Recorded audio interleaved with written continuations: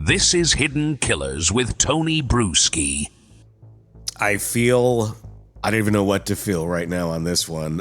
Bryan Kohberger, just when you thought the evidence was already stacked against him, like an overfilled plate at an all-you-can-eat buffet, prosecutors have now dropped the bombshell that we've been waiting for, that we've been speculating on, that we've been reporting probably exists for quite some time. Now it's official, it does exist. The receipt for the K-bar knife and sheath from Amazon, he bought it, and that's the end of the story, right? Joining me to discuss, Eric Faddis, defense attorney, former prosecutor. That's all we got to say initially on that. What was your reaction when you learned about this? You know, I think I gasped a little bit because I was like, in every case, there are good facts and bad facts. And I thought, he had some avenues to pursue, and he's got a fighting chance, just like most other defendants.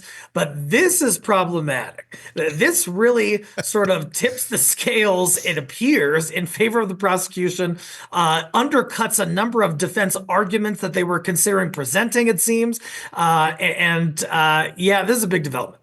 I don't know how you come back from this. I'm not an attorney. You are. You've done both sides of the aisle on this, from prosecution to defense. But, I mean, is this as damning as it appears to be on the surface? Does anybody come back from buying the murder weapon? Because they never did find the murder weapon. They have the sheath, and all they have to do is match the sheath to being the one that was purchased. Is this the end of the road for Kohberger? I mean, what do you do here? What's your thoughts? Oh, gosh, before this, he had some potential outs to at least consider. One was that they hadn't found the murder weapon, like you mentioned. That's a big deal. That's a huge deal. In a murder case, the jury always wants to see that murder weapon. It had not been located, but now we got pretty strong evidence, it appears, that he bought it. And the inference is it was sent to him and he possessed it and had it. From there, this is a tough one, and it's hard also to argue that things were planted based on this transaction history with Amazon. In addition, the DNA argument that defense was trying to bring, I think, is worsened by this as well. So really a huge blow to the defense. Yeah, I mean, it feels like everything that they've been trying to argue leading up to this has just... it blows it out of the water. I mean, and even taking a look at that, let's say that they actually did get some of their motions granted, which they did not, obviously. But I mean, even if you tried to argue the DNA, it was planted, things of that nature, how do you argue it when you bought the damn weapon?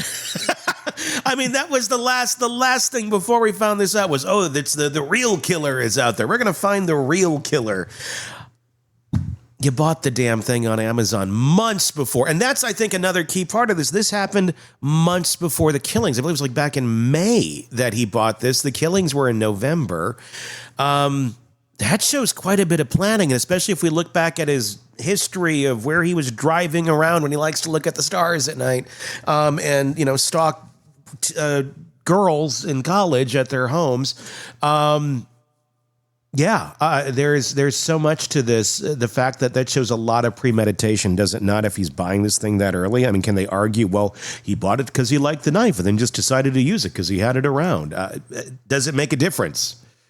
It makes a huge difference in a number of respects. One is that, on first-degree murder, you have to prove, like you said, premeditation, that there was malice aforethought, that a person planned this out. They had these nefarious intentions significantly in advance of the act they committed. Defense could have argued, hey, this person was unstable mentally. They had some kind of break. Things happened very quickly and led to this horrendous event, which might get you out of first-degree murder or at least have a mitigating effect at the death penalty sentencing phase. Here, this shows that he was looking into this, it appears, months before this egregious quadruple stabbing.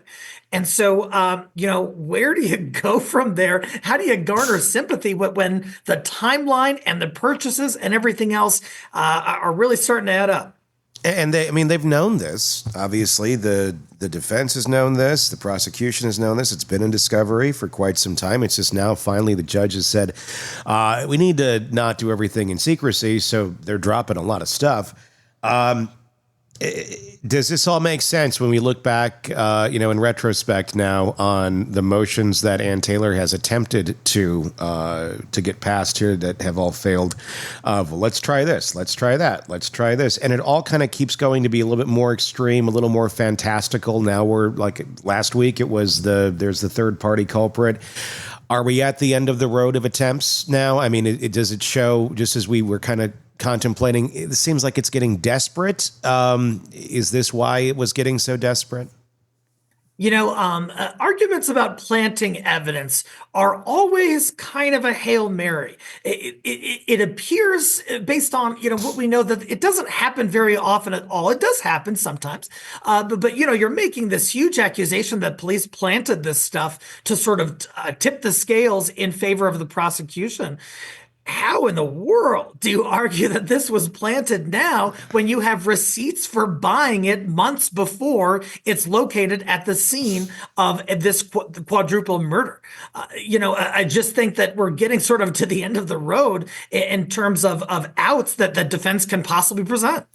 How do you think Mama and Papa Kohberger are feeling right now? I wonder what's going through their mind out there in Pennsylvania.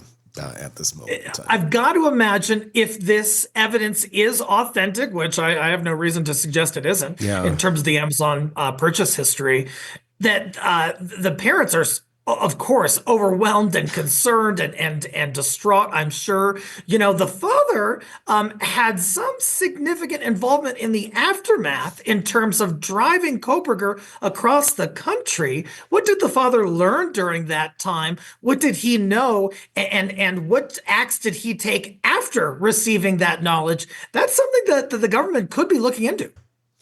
Yeah, I mean, they could call him as a witness in this, without a doubt. And we know from the book, the Howard Bloom book, he interviewed a lot of not the parents directly, but heard indirect statements allegedly from some of the friends of the family. And it sounded pretty damning. The family seemed to already kind of suspect. That's my take on what I read on that book, was that the family kind of suspected that maybe their little boy is capable of this. And that's got to be a horrible thing to run through your mind and go, well, maybe it's not. Maybe it gives you a little bit of closure and you're not sitting there like, no, he couldn't go and do this. But, oh, goodness, when you see this now, I don't even know how you reckon that. Want more on this case and others? Then press subscribe now and don't miss a moment of true crime coverage from Tony Brueski and the Hidden Killers podcast.